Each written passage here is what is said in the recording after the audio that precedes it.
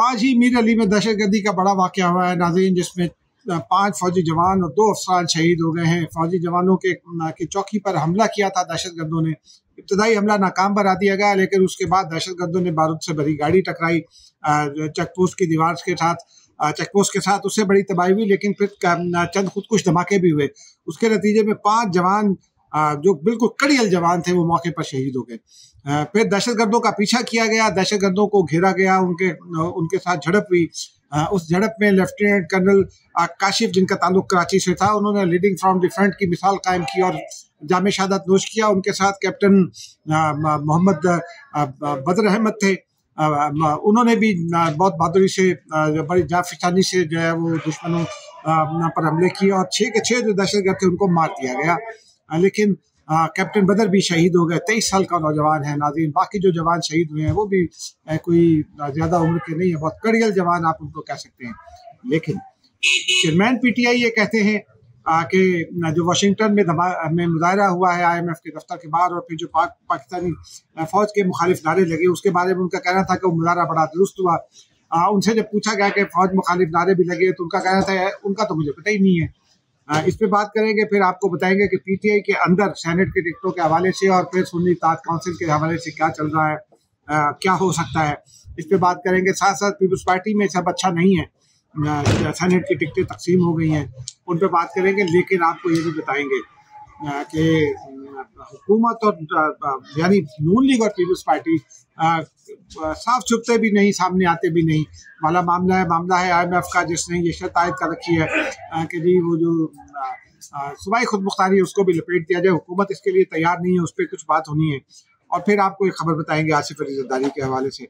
तो नाज़रीन, पहले चलते हैं ज़रा PTI की जानिब। चेयरमैन PTI के खिलाफ आज तोशाखाना केस की समाअत थी, दूसरा बीबी भी मौजूद थे।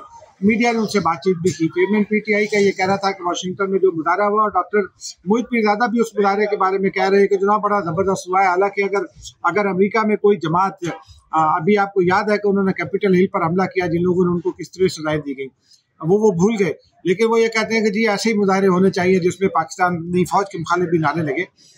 तो क्या अमेरिका में, डॉक्टर मोहित पीरजादा से भी मेरा ये सवाल है कि क्या अमेरिका में कोई ऐसी जमात जो अमेरिकी माइट पर हमला कर दे और फिर अमेरिकी मफादात पर हमला कर दे, क्या उसको इसी तरह मुजाहरे की इजाज़त मिलेगी? नहीं मिलेगी, यकीनन नहीं मिलेगी। लेकिन बानी PTI भी कहते हैं वो मुजाहरा ठीक हुआ। बहरहाल उनकी मर्जी है, लेकिन बहरहाल ये पाकिस्तान के मफादात का मामला है, क्योंकि IMF की टीम इस वक्त पाकिस्तान में, और जब वो पाकिस्तान में मुज़ाकरात कर रही थी तो ये मुजाहरा ऐन उसी रोज़ हुआ था। और ये मुतालबा किया गया कि जो है फौज मुखालिफ नारे भी लगाए गए। मुतालबा किया गया कि फौजी अखराजात बंद किए जाएँ। फिर PTI जो है वो एक ईमेल भी सामने तो आ ही चुकी है जो GSP+ के मामले पर है, वो भी सब जानते हैं। लेकिन 2027 से पहले GSP+ का मामला खुल नहीं सकता। लेकिन ये जो मामला है पाकिस्तानी IMF के सामने मुजाहरे का, इसको खुद वाशिंगटन में मौजूद जो साफ़ी हैं उन्होंने भी नापसंद किया। वो ये कहते हैं कि पाकिस्तान की मुखालफत में आप मुजाहरा कर सकते हैं हुकूमत के खिलाफ, लेकिन पाकिस्तान की मुखालफत पे ऐसे मामला पर जो कोर मफादात के खिलाफ हो, उस पर मुजाहरा कुछ ना समझ में आने वाली बात है। भारत उनकी अपनी मर्जी है। लेकिन नाज़रीन, PTI की जानिब बात करें तो फिर PTI में एक और रफड़ पड़ा हुआ है।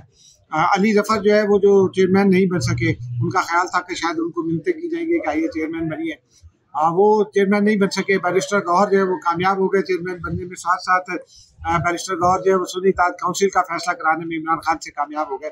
शेर अफजल मर्वत भी तनकीद कर रहे हैं। अली जफर ने भी कहा कि कुछ लोग बानी PTI के पास गए और उन्होंने जाकर ये फैसला करवा लिया सुन्नी इत्तेहाद काउंसिल का, ये मुनासिब फैसला नहीं था, उसके ऊपर बड़ी रिजर्वेशन है।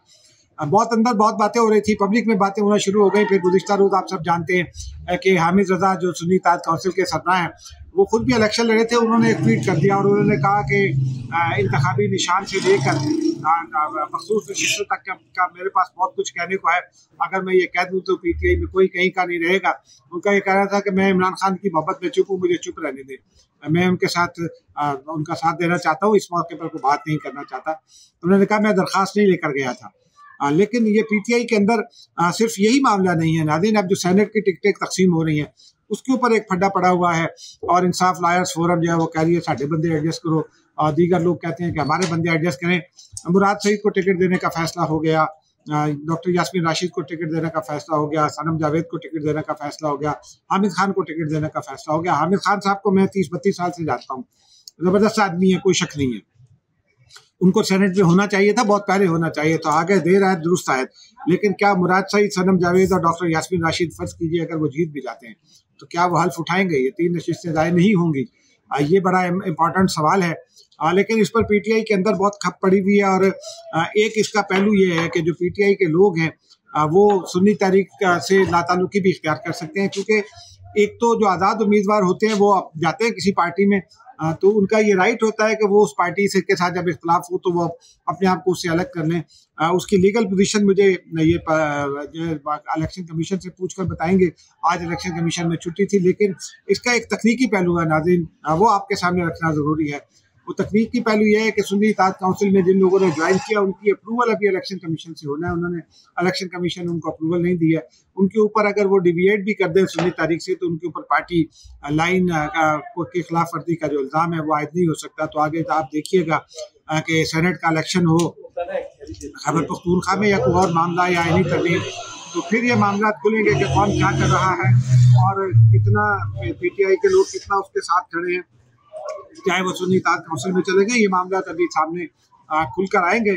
और लेकिन जो अफसोसनाक बात है वो यही है कि पीटीआई की क़यादत जो है वो एक जानिब तो पाकिस्तान मुखालिफ मुजाहिदे को दुरुस्त करार देती है और असद कैसर उसकी हिमायत करते हैं। गुज़िश्ता रोज़ पार्लियामान में 2 करारदादें थी, एक ज़ुल्फ़िकार अली भुट्टो के मुतालिक थी और एक गज़ा पर मिसाइली बमबारी की थी।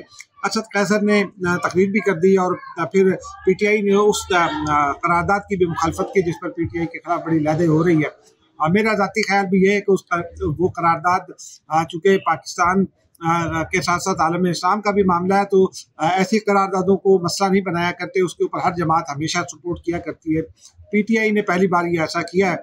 आप देखते हैं लोग पीटीआई के बारे के जो चाहने वाले हैं वो इस पर कैसे रिस्पॉन्ड करते हैं। हमारा काम नहीं है इसके ऊपर रिस्पॉन्ड करना। लेकिन नाज़रीन अब ज़रा आगे की बात करते हैं। IMF की टीम पाकिस्तान में है। उन्होंने रियल इस्टेट सेक्टर को भी टैक्स रेट में लाने का मुतालबा किया, जो हुकूमत ने मान लिया। वो कहते हैं कि रिगोरस टैक्स रेट में लाएं।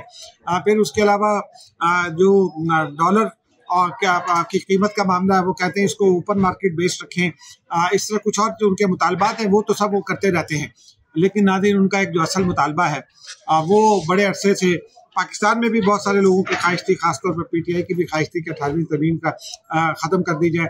तो वो भी ये कहते हैं कि जो नेशनल फाइनेंस कमीशन अवार्ड है वो गलत है जी। वो ये कहते हैं कि जी ये जब से NFC का नया फार्मूला तय हुआ है उस वक्त से के बाद से पाकिस्तान का जो वफाक है वो बड़े कर्जों में डूब गया है। हालांकि जो हकीकत है वो ये है कि जो 18वीं तरमीम के साथ जो डिवॉल्व हुई थी जो मिनिस्ट्रीज 17 मिनिस्ट्रीज है, पीपल्स पार्टी के मंशूर में ये था कि वो इन 17 मिनिस्ट्रीज को ख़त्म करेंगे वफाक से। वो अगर ख़त्म कर दी जाए तो अरबों रुपए बचाए जा सकेंगे। उसके अलावा भी और अखराजात कम हो सकते हैं। एक कमेटी बनाई है, डॉक्टर कैसर बेगाली भी उसमें शामिल है और लोग भी। वो कमेटी अपने चंद रोज़ में अपनी सिफारिशात देगी, यकीनी तौर पर उससे कम हो जाएगा। लेकिन ये मामला जो है नाज़रीन बहुत ही गंभीर है और IMF के जानिब से जो ये मुतालबा है ये पाकिस्तान के आइन को रीराइट करने वाली बात है। लेकिन अच्छी बात यह है कि हुकूमत सूबाई खुद मुख्तारी के मामले पर जो है वो सर झुकाने को तैयार नहीं हुई IMF के साथ। IMF को ये यकीन दिलाया गया कि मरकज़ और सूबों के दरमियान एक नई अंडरस्टैंडिंग के साथ मामलात को बेहतर बनाया जाएगा, बनाया जा सकता है और बनाया जाएगा। अब देखें आगे चलकर क्या होता है।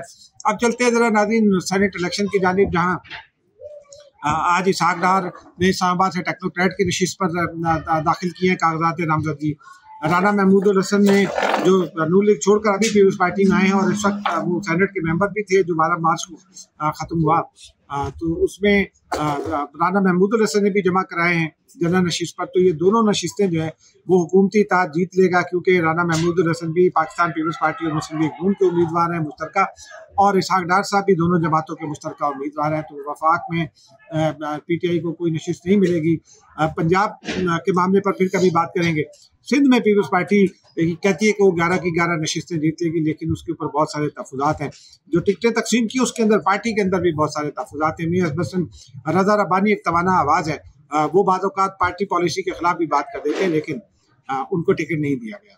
क्या पीपल्स पार्टी अब आप जो है वो आज़ाद आवाज़ों को बंद करना चाहती है? बड़ा अहम सवाल है जिसके ऊपर आगे चलकर लोगों से बात करने के बाद बात करेंगे। लेकिन ये खबर आपको बता दें कि पीपल्स पार्टी के अंदर रज़ा रब्बानी को टिकट ना देने के मामले को बहुत अच्छी नज़र से नहीं देखा जा रहा। रज़ा रब्बानी खुद भी ज़रा से डिसअपॉइंटेड हैं। मैंने उनसे बात करने की कोशिश की लेकिन उन्होंने बात नहीं की।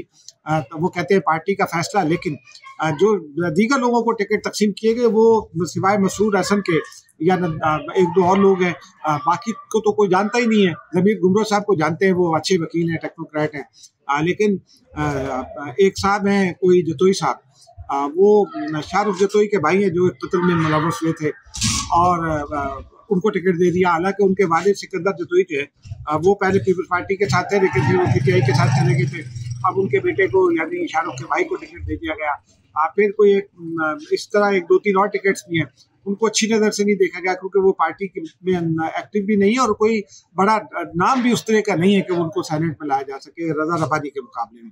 एक हैरत अंगेज फैसला हुआ जो इंतहाई मेरे ख्याल में वर्कर दुश्मन फैसला है। वो फैसला है सरमद अली साहब को टिकट देने का। सरमद अली जंग ग्रुप के जो हैं वो चीफ एग्जीक्यूटिव हैं, जंग जियो ग्रुप यूँ कह लें, और उनको उनकी शोहरत है। मैं उनके ऊपर कोई इल्ज़ाम नहीं लगा रहा, लेकिन उनके अपने जो इक़दाम हैं अदालतों में उससे उनकी शोहरत है एक इंतहाई वर्कर दुश्मन शख्स होने की।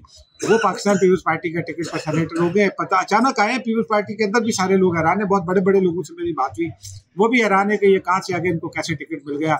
इस तरह की ये वारदातें अगर पीपल्स पार्टी करेगी तो फिर पीपल्स पार्टी पर तनकीद ना हो, ये तो नहीं हो सकता। और पीपल्स पार्टी का अपना वजूद भी बरकरार रह जाए, ये भी एक मौजज़ा होगा, क्योंकि ऐसे लोग जो आपको इस तरह से आपसे टिकट ले लेते हैं और आपके मफादात के खिलाफ काम करते हैं, वो अवाम में आपकी पोजीशन को ख़राब कर रहे होते हैं। बिलावल भुट्टो के ज़रदारी के भी ये बात समझने की और आसिफ अली ज़रदारी साहब को भी समझने की ये बात है। लेकिन पार्टी का फैसला है, खुदकुशी भी अगर करना चाहे तो पार्टी की आदत को हम कौन होते हैं रोकने वाले। हमें बतौर वर्कर सिर्फ एक नाम पर एतराज़ है और वो रहेगा, क्योंकि वो मीडिया वर्कर से रिलेटेड है और वो अपने ग्रुप में भी और ग्रुप के बाहर भी वो कई बार मुलव्वस हुए हैं मीडिया एंटी मीडिया स्टेप्स में, एंटी मीडिया लेजिस्लेशन के हवाले से भी और एंटी मीडिया इक़दाम के हवाले से भी। बहरहाल नाज़रीन, आपके लिए आगे चलते हैं, एक और खबर से आपको आगाह करते हैं। आसिफ अली ज़रदारी ने बाकायदा ऐवान सदर का चार्ज जब संभाल लिया है। वो हल्फ उठाने के बाद वो फिर कराची चले गए थे, वहाँ से गड़ी खुदा वापस गए, फिर नवाबशाह गए, गुज़िश्ता रात वो वापस पहुँचे थे।